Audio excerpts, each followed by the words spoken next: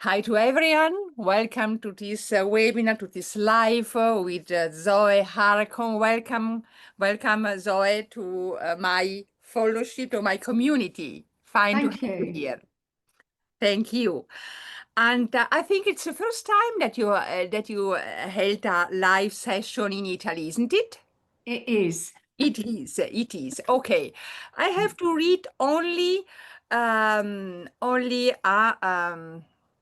a message for my followers. Allora, dopo l'accesso, voi dovete andare all'interno, c'è un cerchio. Se voi andate in basso verso sinistra, se siete con il cellulare, ci sono tre puntini all'interno di un cerchio, d'accordo? Se voi cliccate sul cerchio con i tre puntini, poi su interpretariato, alla destra di questa voce raffigurate un'icona a forma di globo. D'accordo? Selezionate la lingua in cui volete ascoltare, italiano o inglese.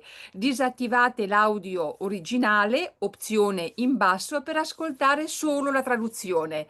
D'accordo? Quindi ve lo dico perché molte volte, spesso molti di voi non attivano la traduzione simultanea. Okay, just a little, so a pair of words to introduce you to my community. I introduced you in the last days, so I described a little bit what you're doing. Zoë Harcombe, I follow Zoë Harcombe and I have the abo to her newsletter since many years. If you've ever questioned its mainstream nutrition advice, you're going to love really Zoë Harcombe. Zoë is a British researcher, author, and public health expert who has spent over 3 decades dismantling dietary dogma. And so we have really this big thing in common. With a PhD in public health nutrition and a background in mathematics and economics from Cambridge University, Zoë brings both analytical rigor and fearless honesty to the world of food science. And we know that food science, it's neither rigorous nor honest. She's known for tackling controversial topics from saturated fat and cholesterol to whole grains, fiber, and the 5-a-day myth, and always backs her claims with solid evidence, not industry-funded narratives. Her work has been featured in Time magazine, the BBC, the New York Times, and countless scientific journals. Her weekly research newsletter, and really apply to it, are a must-read for anyone who wants to understand what the science actually says, not what the headlines want you to believe. Zoe's message is simple but powerful. Eat real food. Choose it for the nutrients it provides. Stop grazing all day.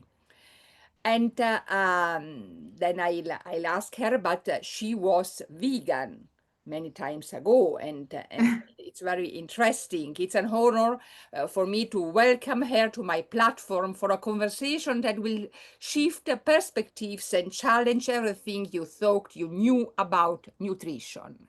Thank you, really, Zoe. I would say, if you agree, I start with a question that I made for you. Your PhD, and I've seen your presentation, you published it in your newsletter, focused on dietary fat. What did your systematic review of historical guidelines reveal about the evidence or lack thereof for low-fat recommendations? My PhD was as you say, systematic review and meta-analysis, which is the highest level of evidence that we can obtain. And I looked at it in a very novel way. So I looked at the dietary fat guidelines that were introduced, and they were introduced in America in 1977 and then in the UK in 1983, and every country has followed since then. So we have the same guidelines across the world. Sorry, something has appeared on the screen.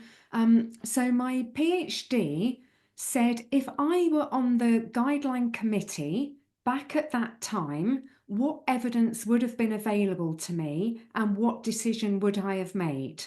So I looked at all randomized controlled trials and I looked at all population study evidence. We call that epidemiological evidence.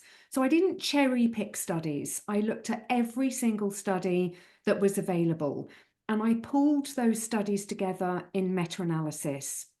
So the first paper that came out was pooling together all the RCTs, and there were only 6. That was one of the big findings from the first paper. Only 6 studies. Not one of those studies had reviewed women. So there was no evidence for women whatsoever. Not one of those studies had reviewed healthy people. So there were no studies looking at healthy people either, and only 2,500 people in total had been studied. And the outcome of that paper was that there was no evidence whatsoever. There was no difference in all deaths, no difference in heart deaths, literally no difference whatsoever. You would not have introduced those guidelines on the basis of that evidence. I then looked at all the population study evidence, even though population evidence is weaker, and I pulled all of that together, and again, there was no evidence whatsoever. Now, my PhD was being done in 2016, so I said, okay, we're not anymore in 1983, we're now in 2016, so what would the evidence say today? I did the exact 2 same things again. This time there were 10 randomized controlled trials and there were more population studies, but the finding was still exactly the same. There was no evidence whatsoever that we should have said, reduce your total fat, reduce your saturated fat. There was no evidence. Now, the final part of a PhD should put your research in the context of other research that has been done in the same area. And 6 teams of researchers have done what my research team did. And across those 6 teams of researchers, so we had 4 findings, RCTs then, RCTs now, epidemiology then, epidemiology now. Between those 6 teams, we had 40 findings. Only 3 claimed to have found anything. So 37 found nothing. So this is not me saying there is no evidence. Everyone is saying there is no evidence. One of the findings was against trans fats. We would all agree that trans fats are not good. The other 2 findings were for the same team, and they just repeated their own finding. And when they tested that finding, that team found that it fell away. So when they looked at research that had actually changed saturated fat intake, not research that intended to reduce saturated fat intake, their own finding fell away. So there is no evidence whatsoever against dietary fat, total fat, or saturated fat. And that is not just me saying that. Thank you. And you often say that meat is unfairly demonized. Can you explain why it's wrong to think red meat is mostly saturated fat? I have to say, Zoe, in my last book, this is The Metabolism Revolution, there is a chapter about a false myth of nutrition, and one whole chapter about red meat, which I love and which I tell all the patients of mine to eat and not to fear.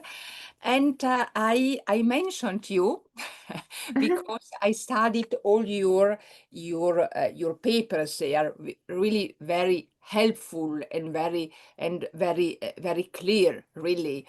And but can you explain why it's wrong to think red meat is mostly saturated fat? Because it just isn't. It's as simple as that. So if you're comparing foods, you can do it in 2 ways, either by weight or by calories. Now, I've done both, but for this one, it's probably easier to do by weight. So if we take 100 grams, because that makes the numbers easy, it gives us 100%. We take 100 grams and I take a typical steak from the United States All Foods database, the official database. Take a common steak, a beef sirloin that is typically used. Take 100 grams raw weight. Don't look at the cooked products because you can change things when you cook. That 100 grams of sirloin steak is 71% water. That is just a fact. It is then 21% protein. That's the second thing that it is. Then it has about 1% ash and minerals, as most foods do. They have sort of other tiny trace substances, so we can just ignore that. You've then got 7 grams, 7% that is fat. Now, if you take those 7 grams, 2 of the 7 are saturated fat. So saturated fat literally is the last thing that the steak is. Now, I give your community a challenge. Find me a meat that has more saturated than unsaturated fat. Now, the only one where you will get close is venison, which is so low in fat that you can barely register the fat. And because you can barely measure the fat, the total unsaturated fat, which is monounsaturated fat and polyunsaturated fat, comes close to the amount of saturated fat. In 100 grams of venison, there might be not even 1 gram of fat. So there might be half a gram of unsaturated fat and half a gram approximately of saturated fat, but you won't find a meat that is predominantly saturated fat. So when dietitians tell us not to eat red meat because it's full of saturated fat, they don't know what they're talking about. I agree fully. What's the scientific evidence regarding the alleged link between red meat and cancer or heart disease? Is there any solid randomized control trial data supporting this claim? Did you find some? No, there is absolutely no randomized controlled trial evidence for red meat and any chronic condition. And I don't think there ever will be, because the study would be impossible to do. So I would need to go to a group of people and say, you eat red meat and you don't eat red meat, and do this over the following, let's say, 5 years. And then we'll measure things that really matter, like strokes or cancer diagnoses or heart attacks. And you can't do that because you can never change just one thing in a nutrition study. So if I tell you to eat red meat and I don't eat red meat, I'm eating something else. So we haven't just changed red meat. We've changed our fat intake, our protein intake, our quality of protein, our carbohydrate intake, probably our calorie intake, definitely our vitamin and mineral intake. We have changed so many things. So there will never be a randomized controlled trial that tries to isolate red meat because it can't be done. So we don't have high quality evidence when it comes to red meat. What we have is population evidence. And what they say is this population that eats a lot of red meat tends to have poor health outcomes. And this population that doesn't eat red meat tends to have good health outcomes. Now, when you look at those two populations, most of the population studies are done in America. So the person eating a lot of red meat in America is the person who eats burgers and hot dogs. And they also eat white buns and those white rolls that the hot dogs come in. They have fries, chips, they have fizzy drink or milkshakes. They have tomato sauce with rapeseed oil in. And the burger gets blamed for all the other foods that go alongside. Now, I have analysed more population studies than probably most people. I am on note number 750 for my Monday note. I've been doing this for nearly 15 years. And when the headlines say red meat causes diabetes, red meat causes cancer, red meat causes heart disease, I go and look at it. And what we call the characteristics table. So the table where they describe people who eat a lot of red meat and those who don't, and they are completely different people. So the people in the bottom group who are not eating so much red meat they exercise more, they don't drink alcohol, they don't smoke, they're better educated, they've got higher income, they can afford fruits and vegetables in a country where they're quite expensive. Now, the people eating a lot of red meat are the opposite of that. They can't afford good food. They buy McDonald's because it's a cheap way of getting a lot of calories in their day. They are completely different people. And the population studies want us to believe if only those people stopped eating red meat, they would be as healthy as the other family. And they wouldn't. They wouldn't also be exercising and not smoking and not drinking and better educated and higher income and better access to healthcare. They wouldn't be all of those things. We cannot isolate the red meat and pretend that those people are similar in any way other than this difference in diet. And that's the only evidence that they have against red meat. Now, if I mention one particular study, because this one is often cited, and that's the IARC report, the International Agency for Research on Cancer. And they pooled all the evidence. And this is a very well-known report, which will be waved at people who eat red meat saying, oh, but remember this report. They looked at 14 population studies. It's 511 pages. I looked at it so you don't have to.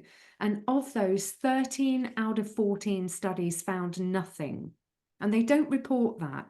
The one study that found something was a Seventh-day Adventist study. And of course, they don't eat red meat for religious reasons. And it found an association between meat and fish and colon cancer.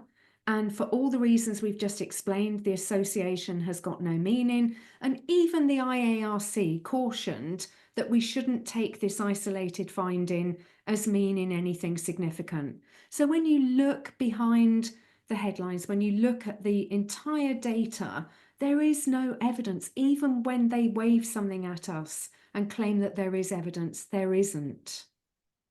But you know, Zoe, it is for a normal person very disorienting because you get a lot of information, of wrong information.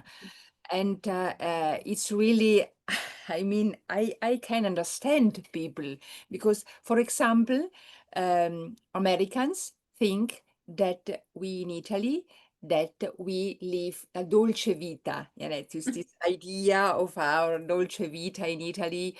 We eat good, we have time to spend in nature, and we aren't stressed. And it's also the wrong idea and the wrong picture from Italy, because Italy has, since I think more than 2 decades, uh, the highest number of children obesity in Europe. And Italians don't eat good. We are going to lose all our culinary traditions. And I think we don't have anywhere in the world such a rich culinary tradition like in Italy. And we're going to lose it because people don't cook anymore. Mm. They buy, I wouldn't say McDonald's, but so pre-cooked stuff in the supermarket.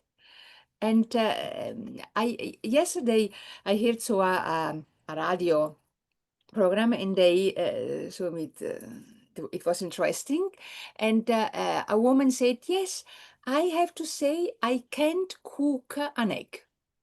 Wow.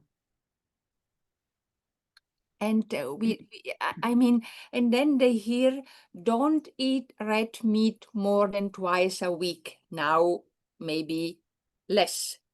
Don't eat more than 2 eggs in a week. They hear it always. Today, 2025, they get the same informations. We know that we physicians are very ignorant in nutrition. We don't get any information at all, really. I mean, I studied in the 80 years, and our son Oliver is studying in Salzburg now, medicine, and they don't get, really, it's embarrassing. And we should give advice to our patients based on what? And what I think it's really, may see disappointing, but it's stronger. I think, Zoe, is that the advice we are giving people Per are, poter fare ciò che mi chiedi, prima devi excuse me, aggiungere are destroying people. I mean, they are sicker and sicker and sicker. And that's for me as a doctor, it's really, it's tragic. It's really tragic. Anyway, why do you believe that dietary cholesterol has been wrongly blamed for heart disease, and how did this myth originally emerge? This was the opening chapter of my PhD because I needed to review all the literature as the background to the idea that dietary fat could be bad for us. And it takes us back to the beginning of the 1900s when some Russian pathologists were starting to observe what was heart disease. They didn't call it heart disease at the time. I think it was 1948 before we had heart disease as one of the disease classifications for death officially. They were seeing men, particularly, die suddenly, and being pathologists, they would cut open the person and they would look in the arteries of the person and notice that some of the arteries were blocked. And the arteries were blocked, and at the scene of the blockage, there were fatty substances. And those substances were cholesterol and phospholipids and some proteins and triglycerides, things that are carried in lipoproteins around the body. And they made the mistake of thinking that those substances had caused the damage. Whereas the reality is that those substances go to repair the damage. There are other things that cause damage to the arteries. What are they? Smoking, sugar, stress, pollution, lack of exercise, probably 200 things that damage the arteries, and the body then sends the repair tools to the area of damage. But they got in their head that cholesterol was one of the problems. So they then started to experiment on rabbits, and they gave rabbits a lot of dietary cholesterol, and the rabbits clogged up. So they developed this hypothesis that cholesterol causes clogging. But rabbits are herbivores. Rabbits cannot consume animal products, and dietary cholesterol is only found in animal foods. So to give the rabbits dietary cholesterol, they had to give them animal products. It's no wonder the rabbits clogged up. Now you wind forward to about 1950 when Dr. Ansel Keys, and he's a name that probably many of your listeners will be familiar with, he picked up the story and he investigated if dietary cholesterol had an impact on blood cholesterol. And he did a lot of intervention trials and a lot of population studies, and he concluded absolutely it does not. Dietary cholesterol has no impact on blood cholesterol unless you are a chicken or a rabbit.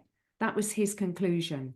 Now, because dietary cholesterol is only found in animal foods, in the process of exonerating, I hope that translates to Italian, in the process of getting animal foods out of jail, he also got cholesterol out of jail because cholesterol is in those animal foods. And nobody made that realization. So they continued to think that somehow dietary cholesterol was the problem, and if not dietary cholesterol, then animal foods, and if not animal foods, then somehow dietary fat. This has been a complete misunderstanding for over 100 years. And as I explained in the first question, it then became the belief that dietary fat causes heart disease, and therefore we must take dietary fat out of the diet. And because there are only three things that we eat, protein, carbohydrate, and fat, protein tends to be a very constant, approximate 15% of any natural diet. So as soon as you tell people to eat no more than 30% fat, automatically you've told them to eat at least 55% carbohydrate. And this has been our big disaster. And this has been the driver behind obesity, type 2 diabetes, heart disease, chronic disease, probably cancer, because sugar is implicated in cancer. And it's all based on misconceptions. Yeah, you in your newsletter, it was the middle of June, you had one, it's called Worried About Cholesterol. And it's nice. And then you had another one about this very aggressive prescription on statins, because it's really so. And I have also problems in Italy with our, how do you say, Ordine dei Medici. It's, I mean, the chief Medical body, yeah. medical body. I got really big problems because I am against a primary prevention statins prescription, and we had a very nice life with Malcolm Kendrick, and thank you to you. And it's important to bring this to people, but I understand a person when if their doctor tells them, if you don't take the statins, you're going to get a heart attack. But it happens. It happens all the time. Now I have an issue where really I get crazy. No, you show that countries with a higher saturated fat intake have the lowest rates of heart disease. We've seen it also to the 7 and 6 country studies from Ansel Keys when he omitted the states with the highest saturated fat index and the lowest heart disease. But how did these myths originally emerge? From his study because he omitted it, or I mean, we know that we have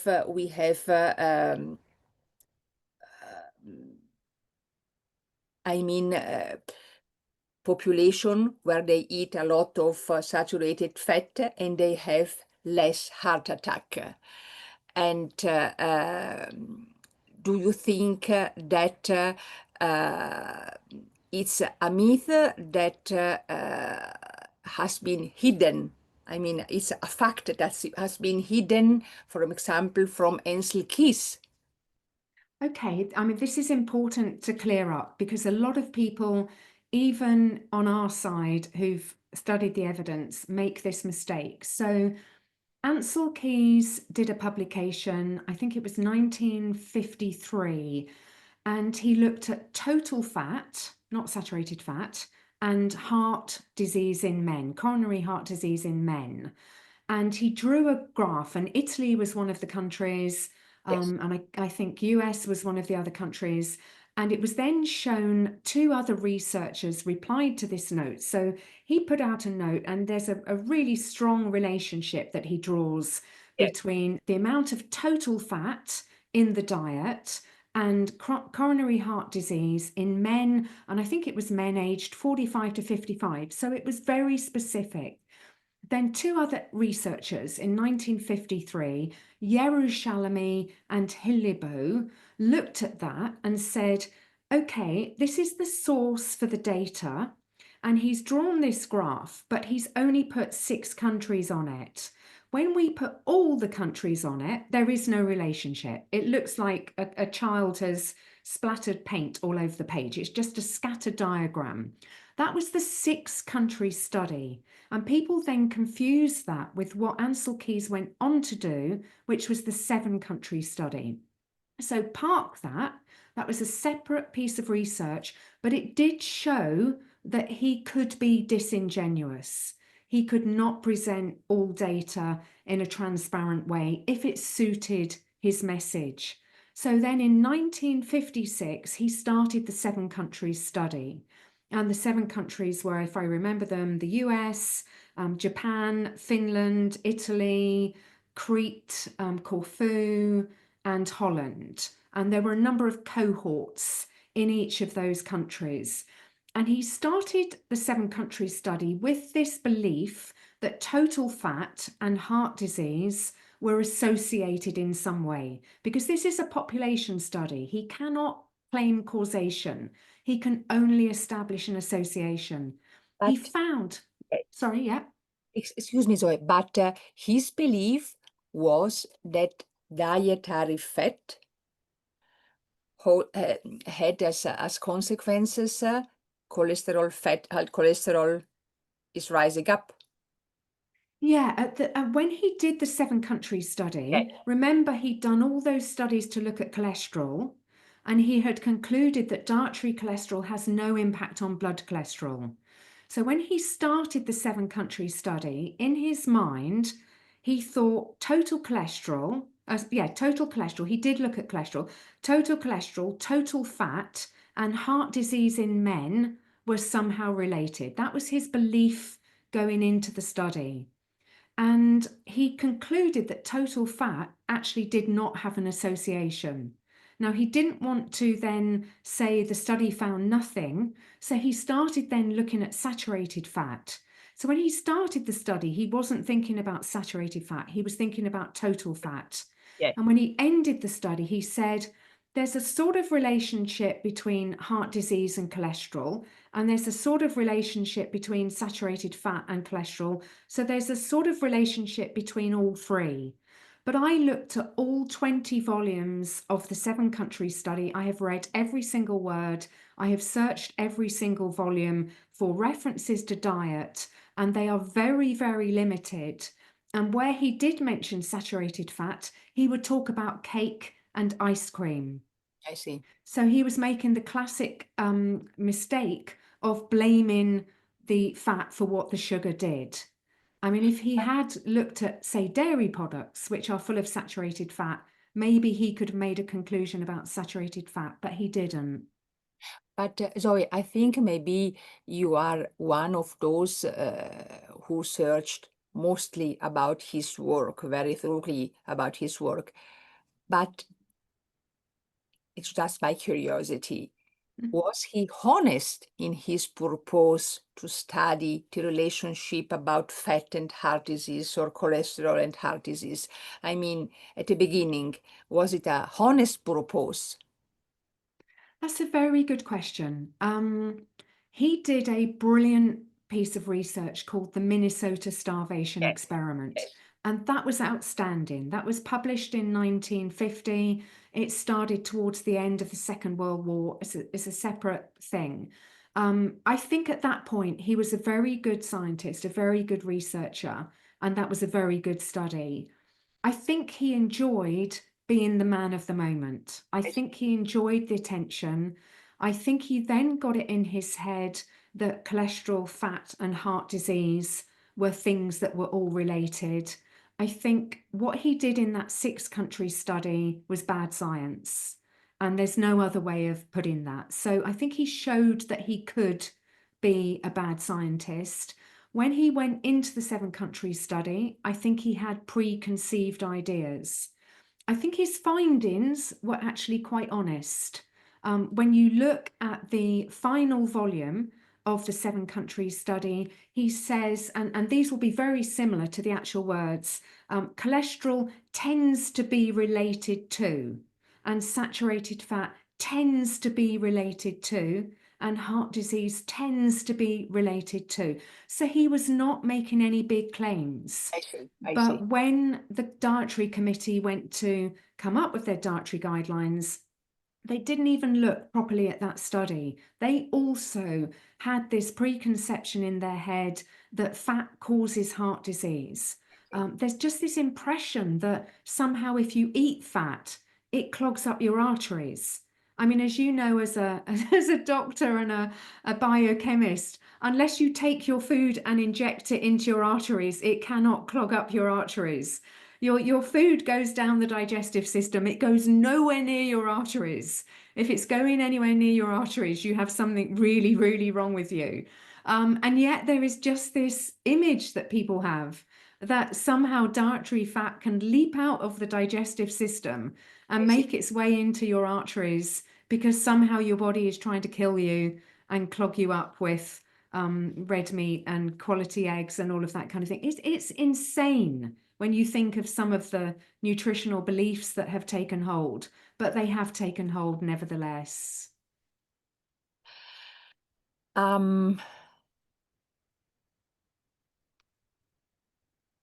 Grains,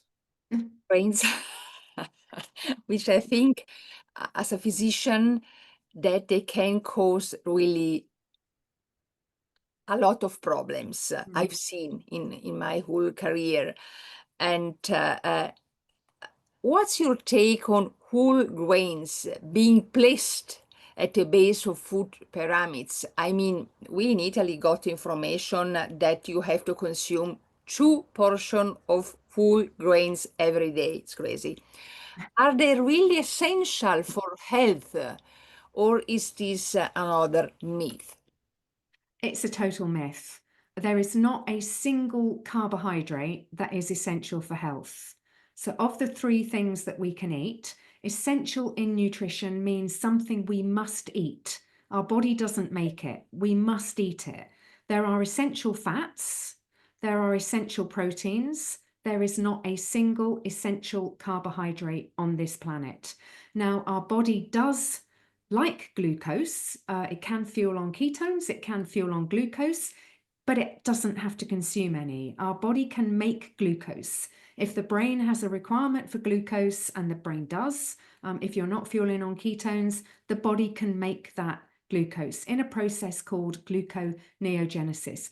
We do not need to eat any carbohydrate. Whole grains are a type of carbohydrate. There is no essential whole grain whatsoever. And I agree with you. I see a lot of problems: irritable bowel syndrome, constipation, diarrhea, bloating, discomfort, stomach pain. There are some really serious, uncomfortable problems being caused by this terrible advice to eat things that we don't need. But Zoe, why? I mean, nutritional guidelines, recent one, 2 portion whole grains a day. I mean, really, where is the scientific evidence to give such an advice? There is no scientific evidence to give that advice. A history of why we end up with that advice, one side of the history can be traced back a very long time, to about the 1700s. Belinda Fettke, the wife of Dr. Gary Fettke, has done some fantastic work in this area.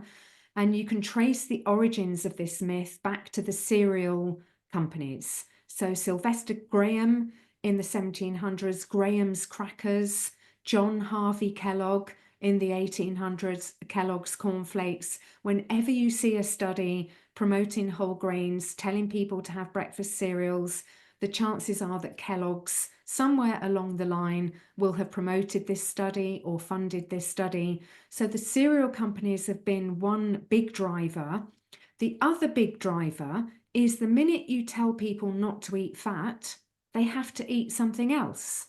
Yeah. And because I've explained there are only 3 things that we eat and protein is fairly constant, you tell people not to eat fat, they have to eat 55% minimum of their diet in the form of carbohydrates. So dietitians would then be thinking, okay, so that's 1,100 calories a day for the average woman. That's a lot of fruit and vegetables. So they're not going to be eating that much fruit and vegetables. What else can we tell them to eat to make up those 1,200 calories? They better eat legumes, beans, pulses, even though they're not indigenous to your country or my country. They'd better eat grains. And we better tell them to eat grains that have got vitamins, some vitamins in, not really so very many, but we better not tell them to eat white pasta. We better tell them to eat whole grain pasta. And then we've got to invent this fiber myth to say, you need to eat fiber because that's a rationale for eating carbohydrates. So It's like when you develop, it's like when somebody lies. And when somebody lies, they then do another lie and another lie. You know, it's like, I didn't kill that person. Well, where were you? I was here and you weren't there. And where did the weapon go? Well, I didn't touch it. You know, you just keep lying, and it's just like the lie gets bigger and bigger. And I'm convinced now that the whole fiber lie is just trying to pop up the whole carbohydrate lie, because there is no rationale whatsoever for eating carbohydrate. We have no need for it whatsoever. The entire thing is a myth. Because the fiber is another myth. Is often praised as essential for gut health, but you challenge this. I mean, we see it if we have an irritable bowel disease, for example, or an inflammatory bowel disease like morbus Crohn or colitis ulcerosa. So they are destroyed really if they get fiber. But could you explain why fiber may not be as beneficial as we are told? Yeah, okay. So we covered the fact that it's non-essential. We simply do not need it. Let's Yeah. have a really quick run through of carbohydrates. So there are three what we call monosaccharides, single sugars, and they are glucose, fructose, and galactose. Sorry, yeah, glucose, fructose, and galactose. We then have three disaccharides, two sugars. And we know those, let's just take sucrose. We know that one, which is one molecule of glucose and one molecule of fructose. And that's your disaccharide sugar.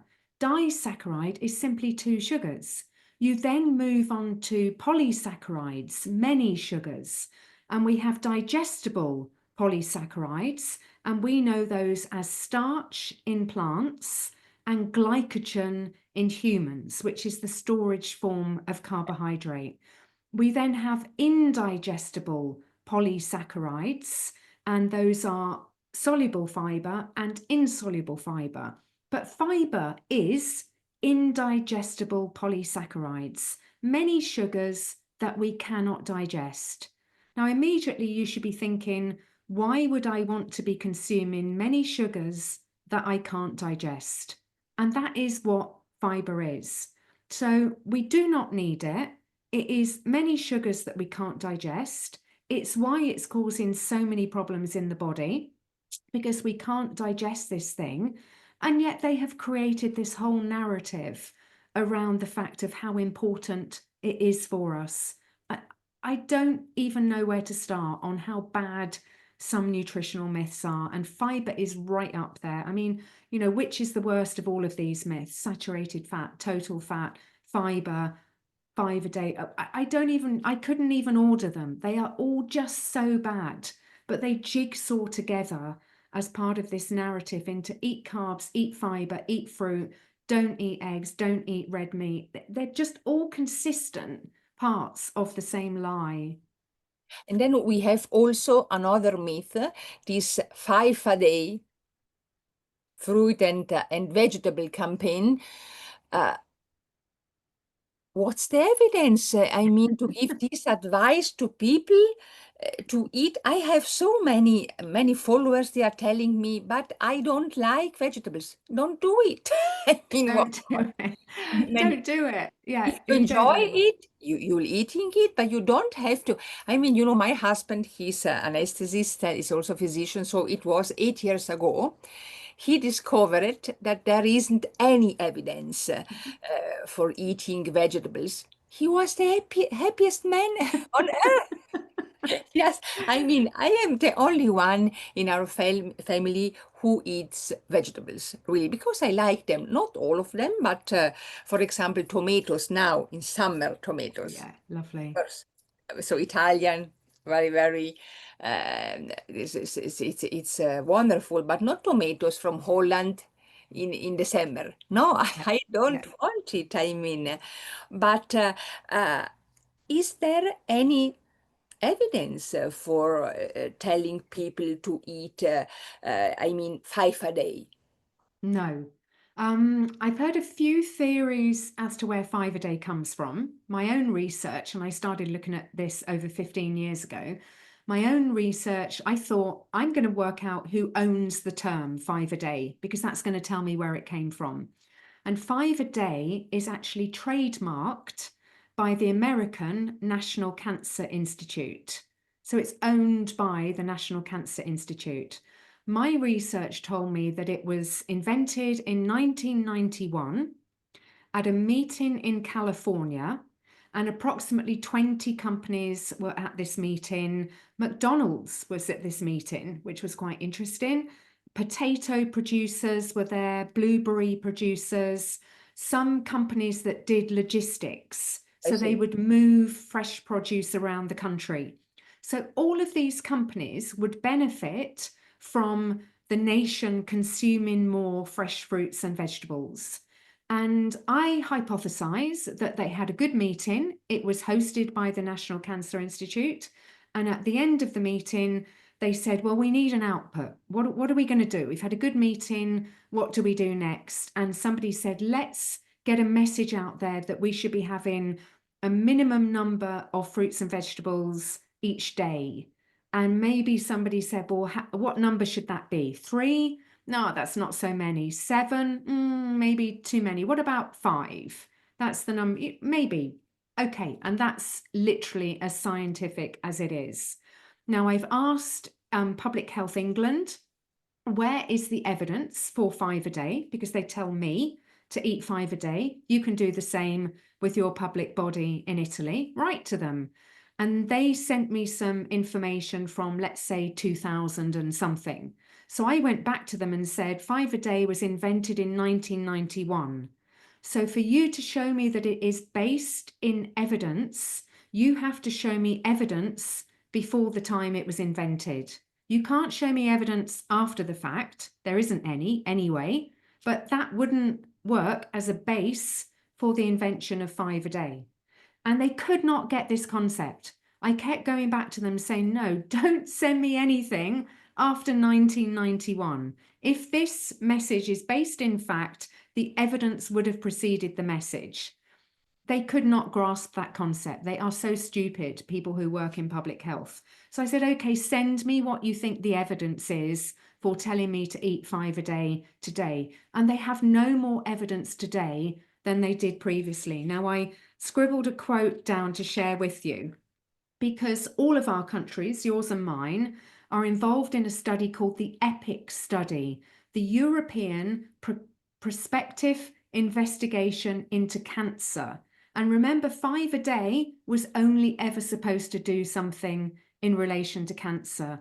And one of their major publications in 2010, the conclusion of this study was the possibility that fruit and vegetables may help to reduce the risk of cancer has been studied for over 30 years, but no protective effects have been firmly established. And that's the people trying to prove that it does something for cancer, being honest and saying it does nothing whatsoever. And it will do nothing for heart disease, and it will do nothing for anything else. You may find that people who can afford fruit and vegetables, we're back to that population thing earlier, they're better educated, they have higher income, they have better access to healthcare, they don't smoke, they don't drink too much, they tend to exercise and have a good family life and maybe some faith and purpose in their life. The fact that they eat some Italian tomatoes in season is not what is making them healthy. They are completely different people to those who never eat a fruit or a vegetable. You're right, Zoe, that they have to be richer, because in Italy, vegetables and fruits are very, very expensive. Exactly. Really, it's really crazy. And the myth, eat less, move more, mantras everywhere. Why does this oversimplify the complexity of metabolism and weight regulation? This calorie in, calories out myth is really terrible. Oh, I mean, I have done a whole presentation on this. So for any of your supporters, any of your tribe who speak English, Okay. Go on my website, zoeharcombe.com, put in calories video, and there's a presentation that I did. I'll try to do it. I'm going to put it in the stories of Instagram and Facebook, and to give it to my community, because they can put the undertitles Oh, in of course. Italian. Yeah. Google, of course, Yeah. translate. Perfect. I'll try to give you just some of the headlines. So if you try to eat less, the first thing that happens is your body makes you hungry. So it will drive you to eat more. If you try to do more, your body will get hungry and it will try to drive you to eat more. So if you try to eat less and or do more, your body will try to get you to do the opposite. So immediately your body is working against you, which is at the basic level why this is a really, really bad idea. You must never try to work against your body. You must always try to work with your body. Working with your body is saying, what does my body need? My body wants essential fats, complete protein, doesn't want carbohydrate. It does want vitamins and minerals. So as you kindly said in the introduction, my philosophy then becomes, so eat real food, choose that food for the nutrients that it provides, because that means you will eat red meat, oily fish, eggs, especially the yolk, dairy, especially full fat, maybe some green things, maybe some nuts and seeds, but the base of your diet is those foods, and don't graze all day long. Now, people who think that eating less and doing more will cause weight loss fundamentally do not understand what weight loss is. So they think that the body is just going to give up fat, as if somehow you've gone to a cash machine and said, look, I didn't consume 3,500 calories, so just lose me 1 pound of fat. I mean, that's a whole other story, that whole conversion, which is another myth. But the body doesn't work in that way. The body does not want to give up body fat.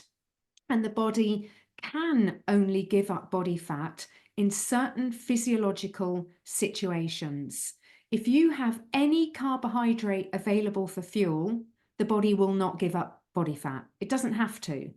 So people who are eating carbohydrate all day long, as our governments tell them to do, at least 55% of your diet in the form of carbohydrate, you never get to the point where you need to lose body fat, because you have always either got carbohydrate in your recent digestive system or carbohydrate in your glycogen storage room. You have always got carbohydrate available for fuel. Your body never needs to break down body fat.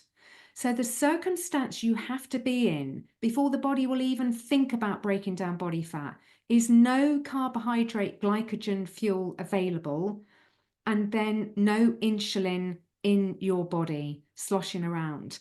Because what fat loss actually is the body breaking down body fat. And that as an action is the hormone glucagon breaking down body fat to put some glucose back into the bloodstream and some fats into the fuel system so that we can fuel our activities. Now, glucagon and insulin are hormones that your followers have probably heard about, but they are equal and opposite hormones. You've either got insulin taking glucose out of the bloodstream, or you've got glucagon putting glucose back into the bloodstream. They are never doing their thing at the same time. So anytime you've got insulin doing its thing, you cannot have glucagon doing its thing. So to lose weight, you have to have no carbohydrate available, no stored glycogen available, and no insulin sloshing around. Now, the one thing that we eat that has no impact on either carbohydrate or insulin is fat.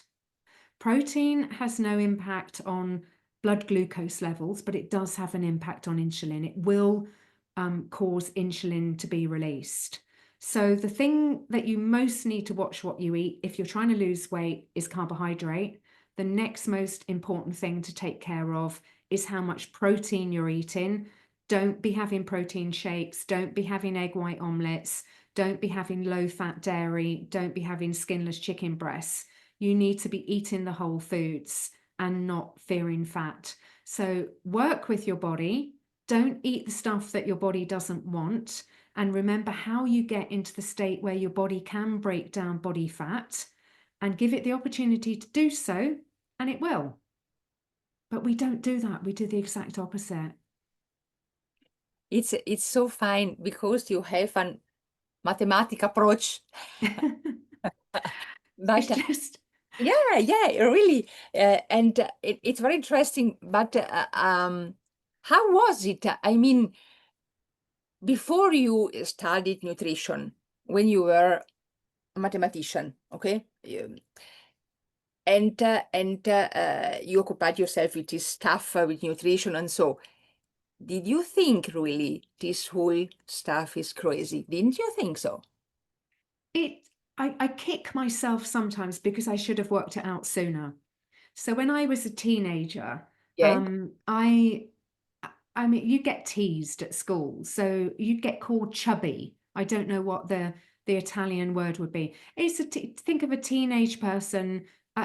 It's sometimes called puppy fat. You know, I see. maybe I was 10, 12 pounds more than I should have been. Yes, You know, I didn't look like a movie star or something, but I was doing loads of sport. So there yeah, was nothing wrong with that. But you feel self-conscious. You've changed from a child into a teenage female, so you start growing curves and you feel self-conscious. So I remember thinking, okay, I need to lose a little bit of weight. How do I do that? There was no internet then. So I walked into a shop and I picked up a diet book, and the diet book said, if you create a deficit of 3,500 calories, you will lose 1 pound of fat. And I thought, okay, that's all I need to do.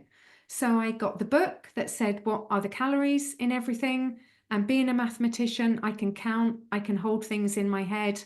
I say, okay, so I have a dry piece of toast for breakfast, that's 100 calories. I have a large apple and a black coffee, that's another 100 calories. And you start picking the same foods because there is a yeah, food that gives you the most feeling of fullness for the fewest calories. So you just start eating the same things all the time. And you lose weight quite rapidly. And the first week, I probably created a deficit of 1,000 calories a day. So that's 7,000 calories for the week. So I should have lost 2 pounds of fat. I think the first week I lost about 7 pounds in total. Okay, a lot of that is water. And then maybe 1 week you lose 2 pounds, and then 1 week you lose one, and then 1 week you lose none. And at that point, straight away, I should have said, this isn't working. And instead of thinking I'm doing something wrong and just being even more strict and even more strict, and suddenly you're eating 500 calories a day and still not losing weight, instead of saying the theory is wrong, I just kept thinking, no, it must be me. I should have realized within 4 weeks, this is a false theory. This does not work. And it does not work for all the reasons that I've said, because weight loss isn't about a calorie deficit. 1 pound does not even equal 3,500 calories. Weight loss is not about a calorie but deficit. you made yourself some questions. Yes. Most Yeah. most people don't, and No. they have they lose weight, they gain weight, more weight than they Yes. like to Yes. be. And I mean, it's crazy, and I suffer with them because it's so. I mean, it's really crazy. It's crazy. So there's a great study. If you Google Marian Franz, Franz, and I think it's 2007, Yeah. and it was a review of 80 different weight loss studies. It's on my website. Ah, So if you okay. put Franz in on my website, it will bring you to this study. And there's this fantastic picture where it's all very colored, where it sort of shows how much weight people lose, and Okay. then it shows how they regain. And it groups them into exercise only, diet only, very low calorie liquid diet, Okay. it groups, or diet drug, it groups them into all the different Okay. types. But at about 6 months, they all start the trajectory of regain. And the Yes. only difference is how low did they go. So the liquid diet will go the lowest. Exercise alone is not really very much, but they all then start the regain. I And see. I laughed when you said suffering, because I've had the same experience. And I remember talking to somebody about weight loss, and I said, you know, this £2 a week thing is a complete myth. And she said, well, that's the minimum that I expect. You know, I've got £200 to lose. I can't afford to lose at the rate of £2 a week. It's like you will not get anywhere close. And I actually took that Fran study, and then in my obesity book in 2009, I projected onto it the calorie theory. And I said, okay, so, you know, this is where the sort of France study is, and this is where the you know, it's right off the bottom of the page of the book. The calorie theory is saying that you'll lose 200 pounds over 2 years. And the France study is saying you'll lose about 20 pounds and you'll regain it all within that period of time. But it's not only a matter of losing weight, it's a matter of living a miserable life with, pains, fibromyalgia, for example. So many women have it, and they get medicalized with antidepressants, you know, and then they get diabetes, statins, and so on. They're brain foggy every time. Then they enter menopause, another chapter, big chapter, really. And I find it so crazy, and that's why we are here. I am very grateful to you. But can I be a little bit provocative? You were vegan. Oh, how does it happen that you abandoned to set veganism? So I love animals, and I started off being vegetarian. And I had a boyfriend in my 20s who was vegetarian, and I was kind of mostly vegetarian. So it just made sense to go vegetarian. I didn't like the idea of eating an animal, particularly one that I could see look nice in a field, like a sheep or a cow. And then the boyfriend was really more vegan than vegetarian, and I hadn't kind of realized. And he was doing all the cooking because I like eating, I don't like cooking. And I hadn't realized that basically it wasn't milk in the fridge. I was having porridge with water, and I was having vegetable burgers with brown rice and peas, which is entirely vegan, Yes, and dry cereal. And it just, I kind of lapsed into veganism. I see. And within weeks, I had eye problems because I wasn't getting retinol, which is the form of vitamin A that the body wants. Now, there is vitamin A in plants, but it's carotene, and not everybody can convert from carotene to retinol. And clearly, I was one of those poor converters. So it was disease that got me out of the veganism era. But it was quite a long period of time where I thought I can be healthy enough eating animals without eating animals, and it's better for them if I don't eat them. Now, again, I've got a video that you can put in your show notes, and it's called Should We Be Vegan? And the answer is a resounding no. And I go through the 3 arguments for being vegetarian or vegan. 1 is I don't want to eat the animals. 2 is it's healthier. And 3 is it's better for the planet. And all 3 of those arguments are wrong. I never thought it was healthier. The planet thing wasn't even a thing when I was vegetarian, when I was at university. It didn't even discuss that. If anything, they're probably worried about global cooling, not global warming or whatever. It wasn't even a thing. That's just an excuse, by the way, just to try to stop us eating red meat. It's part of the carbohydrate narrative. But I thought it was better for the animals. Now, I realise now that there is nothing that anybody can eat for which an animal hasn't died. So if I eat a cow, if I kill 1 cow, I could actually live on that whole cow. It would provide me enough nutrients, enough calories, and enough of the right things for me for the entire year. So 1 animal would die for me to eat and live for the whole year.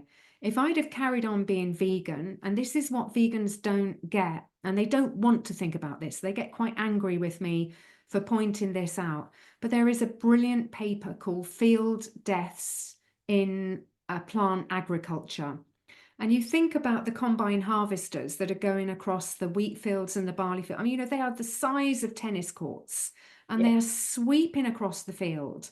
hoovering up rabbits and voles and mice and birds and worms and snails. And if the field is near a residential area, I'm sorry, but they're hoovering up domestic cats and birds of prey and all kinds of things. To eat a lettuce, you've got to stop the snails eating it, which means you need to keep them away or starve them or poison them in some way. You know, there is no sustainable diet that does not in some way involve an animal having been sacrificed for the human to sustain their own life. And I'm sorry, but way more animals are killed making cereal than no animal is killed if you have eggs for breakfast. The chicken laid the egg, you can eat the egg. A lot of animals were killed if you want to have cereal for breakfast. I'm sorry, that's just a fact. No, thank you for this point of view. It's surely more interesting to discuss with vegans. Is often very frustrating because they are always, angry, always angry, really, and very, very aggressive. Okay, we have some questions for you.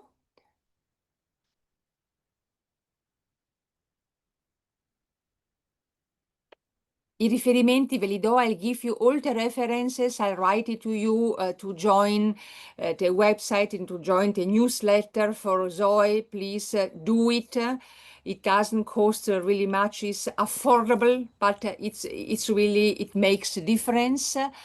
And Miriam, she's a nurse, and she says that they have oncologic patients, and always has been they get advice to avoid red meat and to eat white meat. I mean chicken. I miss the chicken, but I mean I give always patients with endometriosis, for example, or for breast cancer also, they get all the same advice, and I give my advice: eat meat every day, don't worry. I mean, we don't have any evidence, as you told us, and I've written it in my book also. And okay. This one, if I understand correctly, you abandoned a vegan diet and moved to an omnivore diet. What motivated this choice, or you told it? What do you suggest for people who actually don't like meat and prefer a vegetarian diet? That's a good question. Yeah, no, good question. What motivated me? Finding out about nutrition, because we're not taught it at school. So I went to a Weston Price conference in 2010, and I was vegetarian when I went there. I'd stopped being vegan because of the eye problem, but I didn't eat meat or fish. And I had the privilege of hearing Barry Groves talk about, his presentation was called Homo Carnivorous. Man is a carnivore animal. And I listened to Sally Fallon Morell, who is the founder of the Weston Price Foundation. And her presentation was about vitamin A. And that was such a penny drop moment because of what had happened to me.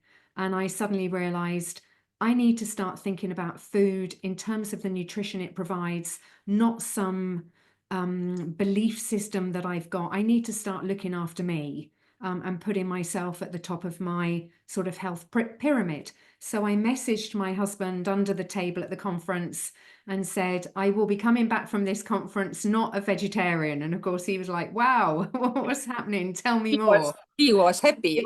He was happy. He was very happy because he's my chef. And he was very happy. And then I spoke at that Weston Price conference the year after. I had learned so much about nutrition in the following year. Now, I do understand if people don't like the taste of meat. I do understand. I would hope, I have a very good friend who doesn't like the taste of meat, but she eats a lot of fish and she will eat a lot of eggs and dairy food. There are nutrients, there are particular things that you pretty much only can get from meat or fish. And red meat is healthier than white meat, and oily fish is healthier than white fish. So I really would encourage people to find a way of eating some meat and or fish some way of getting it in their diet, even if it's a mackerel pate or a fish pie, or some way of getting those nutrients, because things like the most absorbable form of zinc or heme iron, you're only going to find in fish, seafood, or red meat. If you don't, and you just cannot bring yourself to eat those things, then you have to major eggs and dairy products in your diet. So make sure you're getting plenty of eggs. You may want to take a omega-3 supplement, a fish oil supplement. If you're not adverse to the consumption of fish, you just don't like the taste, then I would recommend an omega-3 supplement. But just make sure you get plenty of eggs and dairy in your diet, because your nutrients come from animal foods. Nutrients, I make people laugh when I say this, nutrients don't grow on trees. They're found grazing in fields. You're right, you're right. And in the sea. You're right, yeah. Last question. Alex is asking, and it's about a very embarrassing book, the China study, because she's saying Dr. Campbell speaks from studies from 30 years that meat is dangerous. What's your opinion about it? So there's a lot of epidemiology in the China study. It's pretty much based on that, because there aren't the RCTs in nutrition. I explained why, because we can't isolate foods. Now, I have another principle in my research, which is if somebody I trust has looked at something, there's no point me looking at it, because somebody has already done the job for me. So Thomas Seyfried, the metabolic theory of cancer, that's his area of expertise. Malcolm Kendrick, what really causes heart disease? That's his area. So the person who has done the best job on the China study is somebody called Denise Minger, Minger.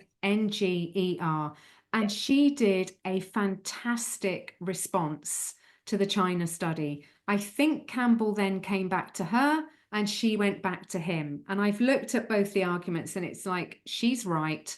He's coming from a belief system that we should not be consuming animals. And she's coming from a science position of what does the evidence tell us? So that's the best rebuttal to the China study. It's out there already. It was done at the time. It has served the test of time. Great job, Denise. Thank you. Thank you very much.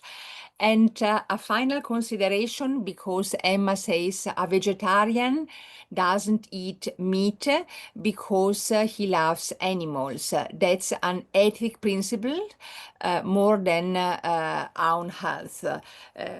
But I tell those people that if you are telling me you don't eat meat because of ethic reasons, I tell them the first ethic responsibility, you have it to yourself. Mm-hmm. And for me as a physician, I mean, I don't, I can't discuss it. It's so. And it's when I see people, every time I see people, they have a lot of problems because they are not eating animal food. And if you are a vegan and you are feeling well and you're healthy, I don't say anything. It's not a problem. My idea is we don't have the diet, the one size fits all. We don't. Mm-hmm. I'm an animal based, and I'm surely convinced that an animal based it's evolutionary also seen the best diet for our, I mean, for the humans. But I mean, I think the first responsibility we have it to ourselves, to live and I mean, alive, as you said, get nutritious and natural whole foods. Live as we always lived. We have to work with stress, then we have to find solutions.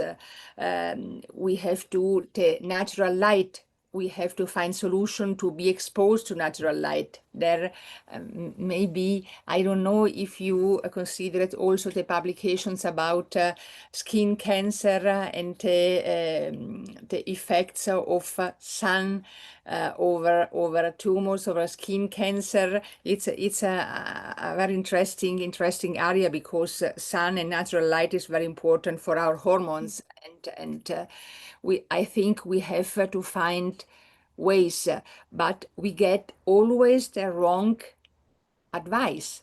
Yeah, yeah. I mean, I understand that person. I really do truly understand them, because I was that person for 20 years. I was vegetarian for a long period of time. I really do understand that. And I'm not a doctor. I'm not a medical doctor. I'm a PhD doctor. So it's not my job to try to get somebody else healthy. It's my job to do research and to dissect other research, to present it to people in an understandable way. So I don't try to persuade anyone not to be vegan or vegetarian. When I was vegetarian, I didn't try to persuade anyone.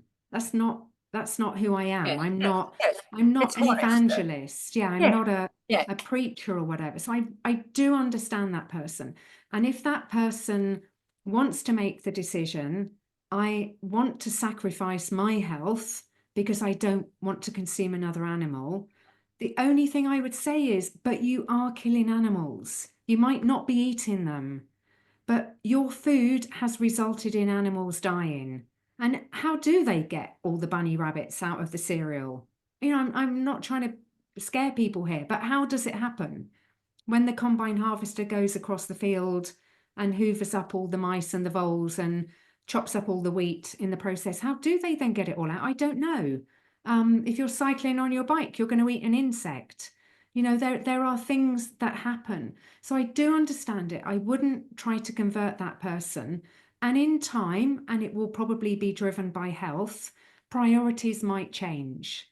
yeah. So The Vegetarian Myth by Leah Keith is the single best book in this area that you could ever read.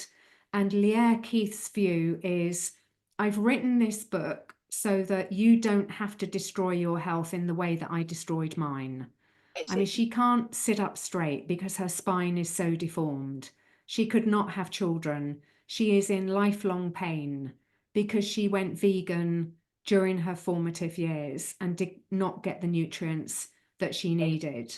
So at some point, your health may force you to make a choice, or it may not. You may be one of these people who can convert from the plant form to the animal form. But if you can't, you're going to know about it pretty quickly. You're right. Thank you very much, Zoe. Thank you for your time, for joining us for this really very interesting insight in nutritional myths. Thank you, and I hope we will have maybe next year another time to Why discuss. not? We've Yeah. got more to talk about, I'm sure. Yeah, of course. Thank you very much, and thank you to Enrique and Carmelo for translating it in Yes, thank you, Italian. translators. Thank you. And thank you to my whole community. Thank you. Good job. I'll publish a video on my YouTube channel. And thank you, Zoe, for your time. Pleasure. Thank you for the invite, Christina. Bye. See Bye. you. Bye.